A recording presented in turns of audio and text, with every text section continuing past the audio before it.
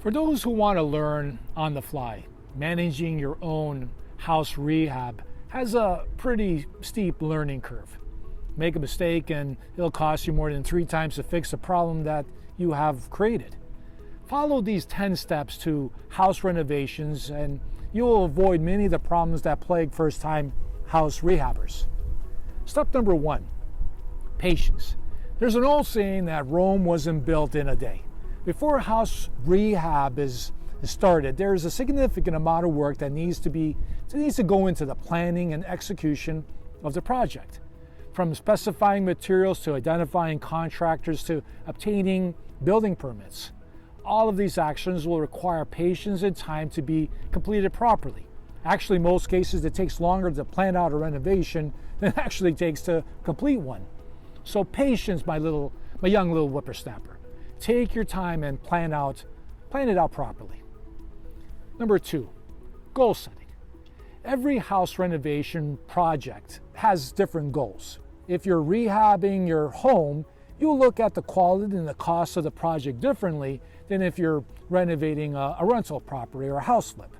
Before any planning is initiated, goal setting is required to determine what is the reason for the renovation and what you're looking to accomplish. A house flip is different from a rental property than owning your own home. Each of these will have different priorities and place different values on things like quality, time, and the cost of the project. Even the choice of contractors will be dictated by the goals of your renovation. This is the most important step in the whole house rehab process. Number 3, create a needs and wants list. Go through your project and identify every single item that you would like to renovate. Write it all down. Put every single item on that list, and once you have it completed, I want you to separate each item and put it either under the heading of needs and wants. Now, what's the difference between those two, you say? Well, items that are listed under needs are items that need to be renovated, no matter what. If you have a leaking roof, then you must categorize that as a need. If you have lime green carpet that has fallen out of favor with the family, well, you would want to put that under a want. As much as that lime green carpet might be an eyesore, it's not a need, meaning someone can continue to live or rent or buy this house with that lime green carpet. But a leaking roof is something that needs to be renovated before a catastrophe occurs with this house. Just be careful in putting this list together and use your renovation goal as the filter to determine whether an item belongs under needs or wants. As an example, I've often seen too often newbie renovators rush in and put windows under the needs column.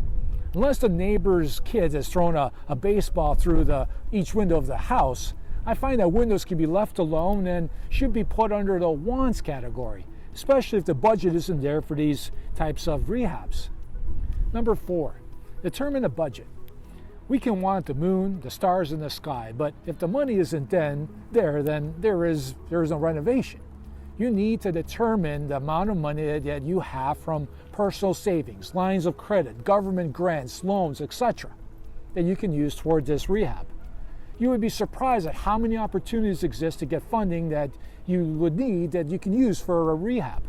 Once you have that dollar amount, then you need to determine the cost of the renovation. This is a difficult part, and it will require you to call a great variety of contractors to give you a quote on the work. Or you can ask me nicely, and I will send you a renovation calculator that will allow you to plug in the values in the items you want renovated, and it will calculate the cost for you. It took my team and I several months to put this calculator together, and it was a lot of work to compile all these costs in a clear and concise manner across North America. But you can find the Van Sturgeon Renovation Calculator at www.vansturgeon.com. Step number 5, seek professional help. All of us are not able to design a space and determine whether a wall can be removed. That's why there are professionals who look after this type of work. Depending on the type of renovation and the area that the house is located, you may need an architect, an interior designer, and or a structural engineer for your house rehab. Which one you will need will be based on a variety of factors that are specific to your abilities and the area that the house is located. To figure out what you need, a trip to the building department is a real good start. Their advice is free, and they'll be able to provide an unbiased opinion of who you should use for your renovation project and whether you actually even need somebody for the renovation, for the rehab that you want to do. Step number 6, create a scope of work. Can you make a strawberry cheesecake without a written recipe? Let's pretend that you did so. How's that cake going to turn out? I'm not coming over for dessert. Sorry.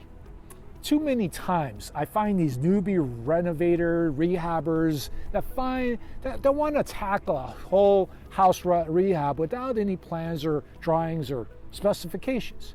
They just want to wing it and figure it out along the way. I can assure you from the thousands of renovations that I've been involved in over the last 30 years that there has been no successful completion, no renovation completed successfully without a scope of work. A scope of work is a document that describes all the work that has to be completed and the contractor that will be responsible for the completion of each component of that rehab. The scope of work can go into detail about how the work is to be performed and what materials are to be used throughout.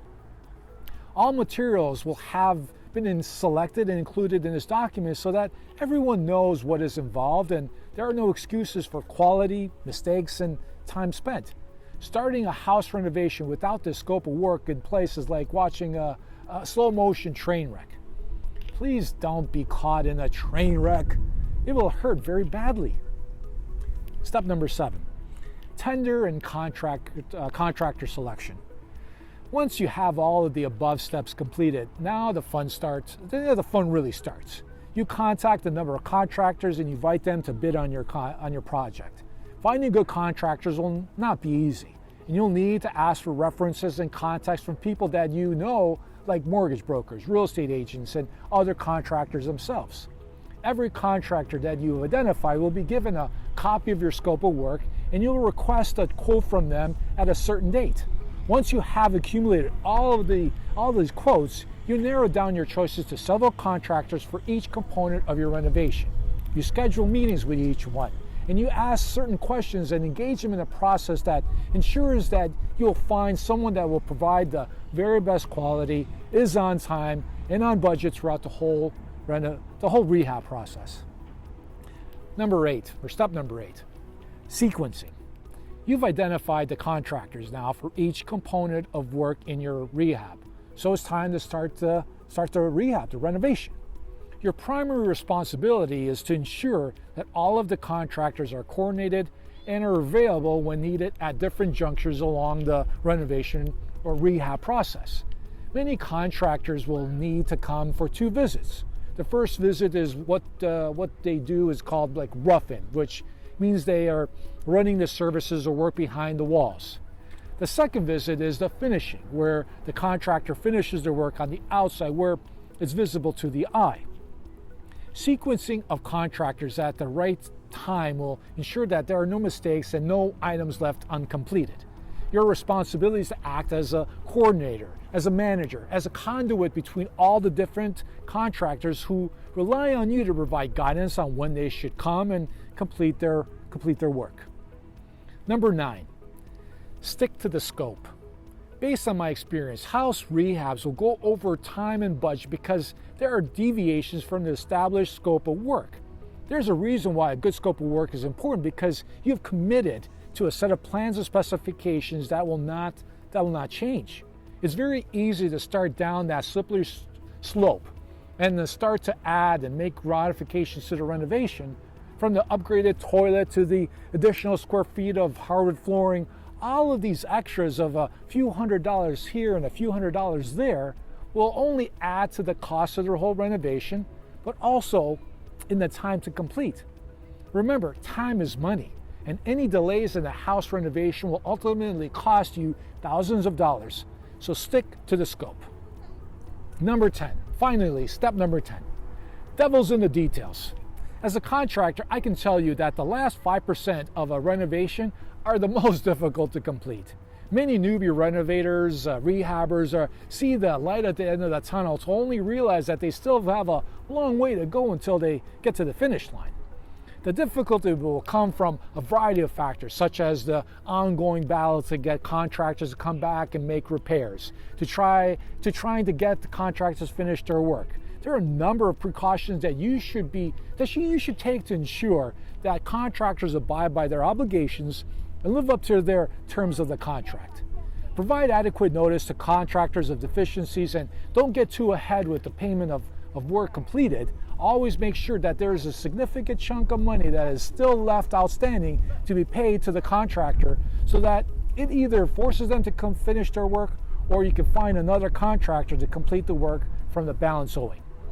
It's tough, those last 5% of a renovation, but as long as you keep a level head and don't fall victim to overpaying a contractor, you'll cross the finish line.